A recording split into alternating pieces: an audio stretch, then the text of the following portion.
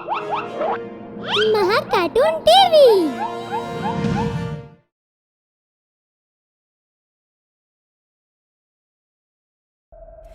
अघोरी का तांडव भाग 2। इस कहानी के पिछले भाग में आपने देखा कि कैसे अघोरियों ने सौम्या और विशाल की जान ले ली। आखिर अघोरियों ने ऐसा क्या किया होगा, ये जानने के लिए देखें अघोरी का तांडव भाग 2।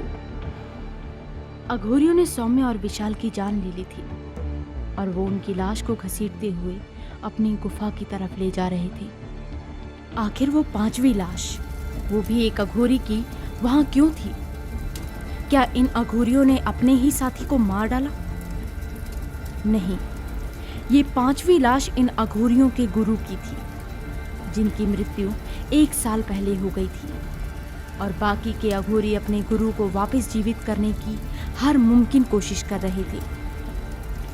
गुरु के जिंदा होने का सिर्फ और सिर्फ एक ही रास्ता था और वो था 5 बलि, जिसमें से 4 बलि वो पहले ही दे चुके थे।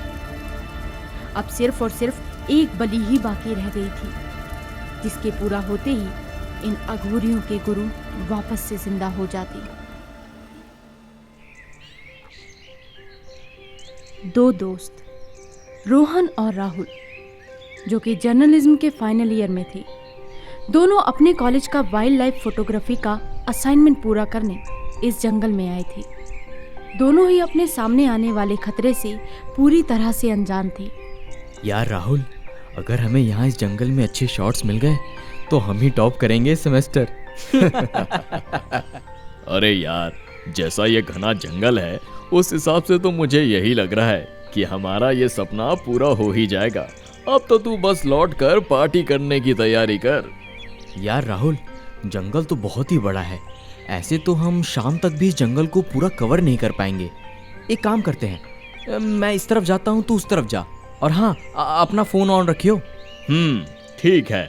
रोहन फोटोज खींचने में पूरी तरह से खोया हुआ था और तभी उसे वैसी ही आवाज सुनाई दी जैसी विशाल को सुनाई दी थी। रोहन इधर उधर भटकते हुए जानने की कोशिश करता है कि आखिर ये आवाज आ कहां से रही थी, लेकिन उसे पता नहीं चल पाया।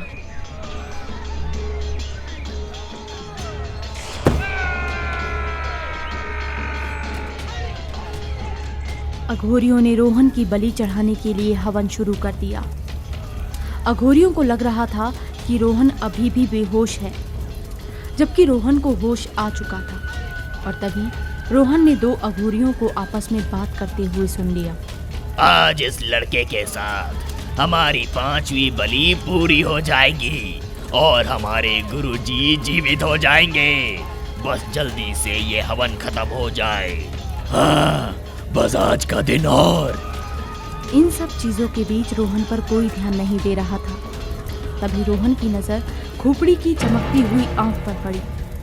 उसी वक्त एक अघोरी हवन की लकड़ियां खोपड़ी के सामने से ले जा रहा था। तभी एक लकड़ी उसी वक्त गिरकर खोपड़ी की आंख में लग गई, जिसके बाद गुफा हिलने लगी और सारे अघोरी दर्द से टरहने लगे। ये देखकर उनमें से एक अघोरी गुस्से में चिल्लाने लगा, पागल तो नहीं हो गए तुम? दिखाई नहीं देता? माफ कीजिए गुरुजी। ये सब देखकर रोहन समझ गया कि इन सभी अघोरियों की जान इस खोपड़ी की चमकती आंख में बसती है। कि तभी रोहन को ये एहसास हुआ कि उसका फोन अब भी उसकी जेब में है। ये सब सोचने समझने के बाद रोहन ने धीरे से अपनी पॉकेट से अपना फोन निकाला और राहुल को मैसेज में सारी बात बता दी। थोड़ी ही देर में राहुल जंगल में गुफा को ढूंढते हुए वहां पहुंच गया। रोहन के कहे मुताबिक राहुल उसे बचाने के लिए गुफा में पहुंच गया और जाकर खोपड़ी के पीछे खड़ा हो गया। फिर उसने सबकी नजरों से बचकर खोपड़ी की आंखों में खंजर घोंप दिया, जिससे सारे अघोरी दर्द से चिल्लाने लगे और एक एक करके सबकी मृत्यु होने लगी। और इस तरह राहुल ने रोहन की जान बचा ली।